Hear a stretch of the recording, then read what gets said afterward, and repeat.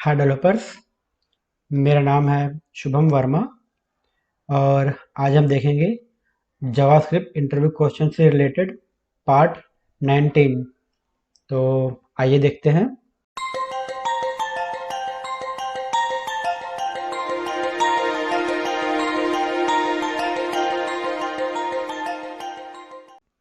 तो हमारा पहला क्वेश्चन है, what is callback function. Callback function जो होता है वो क्या होता है। तो जावास्क्रिप्ट में जो कॉलबैक फंक्शन होता है ये काफ़ी ज़्यादा इम्पोर्टेंट है, क्योंकि लगभग सभी इंटरव्यू में ये क्वेश्चन जरूर पूछा जाता है। तो आपको इसके बारे में पता जरूर होना चाहिए कि कॉलबैक फंक्शन क्या होता है। तो हमारा जो कॉलबैक फंक्शन होता है वो किसी दूसरे फंक्शन को एज ए आर्गुमेंट पास किया जाता है। मतलब हमारे पास सॉरी मतलब हमारे पास कोई एक फंक्शन है और वो फंक्शन एज ए आर्गुमेंट किसी दूसरे फंक्शन को पास किया जाए, उसको हम लोग कॉलबैक फंक्शन कहते हैं।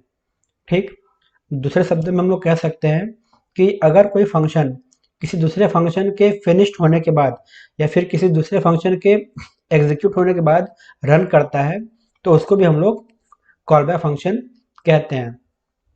ठीक, आप यहाँ पे एग्जांपल देख सकते हैं। हमारे पास एक फंक्शन है।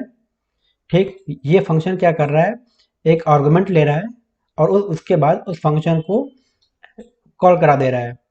ठीक, अब हम क्या देख रहे हैं, यहाँ पे हमारे पास एक और फंक्शन है जिसमें कि console.log प्रिंट हो रहा है। ठीक, अब जो मेरा पहला फंक्शन है टॉप ये वाला, ठीक, इस फंक्शन में हमने क्या किया, जो हमारा दूसरा फंक्शन है से है, इसको पास करा दिया। ठीक है, तो यहाँ पे हो क्या रहा है कि आप यहाँ पे देख सकते हैं डिफिनेशन कि एक फंक्शन दूसरे फंक्शन के अंदर एज ए आर्गुमेंट पास होता है।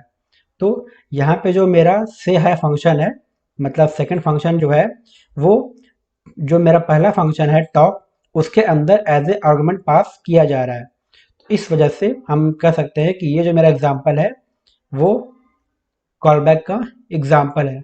और यहाँ पे से है जो है वो मेरा as a callback function call हो रहा है। ठीक है, अगला क्वेश्चन देखते हैं, difference between callback function and higher order function. तो पिछले वीडियो में आपने देखा होगा कि हमने एक इंटरव्यू क्वेश्चन देखा था कि हायर ऑर्डर फंक्शन क्या होता है। ठीक, और इस वीडियो में हम देखे हैं कि कॉलबैक फंक्शन क्या होता है। तो आपने नोटिस किया होगा कि दोनों फंक्शन जो है उनका डेफिनेशन लगभग लगभग सेम मैच कर रहा है। तो अब हम ये जानने का प्रयास करते हैं कि आखिर दोनों में डिफरेंस होता क्या है। ठीक है, तो जो हमारा हायर ऑर्डर फंक्शन होता है वो क्या होता है कि वो दूसरे फंक्शन को एज ए पैरामीटर एक्सेप्ट करता है। ठीक है, और जो हमारा कॉलबैक फंक्शन होता है वो किसी दूसरे फंक्शन के अंदर एज ए आर्गुमेंट पास किया जाता है। ठीक, मतलब जो मेरा कॉलबैक फंक्शन है वो पास किया जा रहा है किसी दूसरे फंक्शन को, और जो मेरा हायर ऑर्डर फंक्शन होता है वो उस फंक्शन को एक्सेप्ट कर रहा है। तो ये डिफरेंस होता है हायर ऑर्डर फंक्शन में और कॉलबैक फंक्शन में। अब यहाँ पे हम लोग ठीक प्रीवियस एग्जांपल लेते हैं। ठीक है, प्रीवियस एग्जांपल में हमने क्या देखा था कि हमारा एक फंक्शन है टॉक, जो कि एक फंक्शन को एज ए आर्गुमेंट ले रहा है, और एक फंक्शन है से है जो कि एज ए आर्गुमेंट या फिर एज ए पैरामीटर ये मतलब पास किया जा रहा है दूसरे फंक्शन में। तो जो हमारा फंक्शन है टॉक ये क्या कर रहा है कि दूसरे फंक्शन को एज ए पैरामीटर ले रहा है, इसलिए जो हमारा फंक्शन टॉक है वो हमारा हायर ऑर्डर फंक्शन बन गया। ठीक, और ये जो से हाई है ये क्या हो रहा है, एज ए आर्गुमेंट दूसरे फंक्शन को पास किया जा रहा है। आप यहाँ पे देख सकते हैं जो हमारा से हाई है वो टॉक को एज ए आर्गुमेंट पास किया जा रहा है, इसलिए ये हमारा कॉल बैक फंक्शन हुआ। ठीक है, क्लियर हो गया। तो अब हम अगला क्वेश्चन देखते हैं, what is the use of constructor function in JavaScript. JavaScript में जो हमारा कंस्ट्रक्टर फंक्शन होता है वो क्या होता है। तो तो जो हमारा सॉरी, तो जो हमारा कंस्ट्रक्टर फंक्शन होता है वो वो ऑब्जेक्ट को क्रिएट करने के लिए जावास्क्रिप्ट में यूज किया जाता है। ठीक है। अब दूसरा क्वेश्चन हो सकता है यहाँ पे कि कंस्ट्रक्टर फंक्शन को हम लोग कब यूज करते हैं। ठीक है, हमने कंस्ट्रक्टर फंक्शन तो बना तो लिया जावास्क्रिप्ट में, जो कि ऑब्जेक्ट को क्रिएट करने के लिए यूज किया जाता है, लेकिन इसका यूज कब करते हैं। ठीक है, तो अगर हमारे पास सिमिलर, मतलब हम चाहते हैं कि मल्टीपल ऑब्जेक्ट बनाना, ठीक है, सिमिलर प्रॉपर्टीज और सिमिलर मेथड के साथ, उस केस में हम लोग कंस्ट्रक्टर फंक्शन का यूज करते हैं।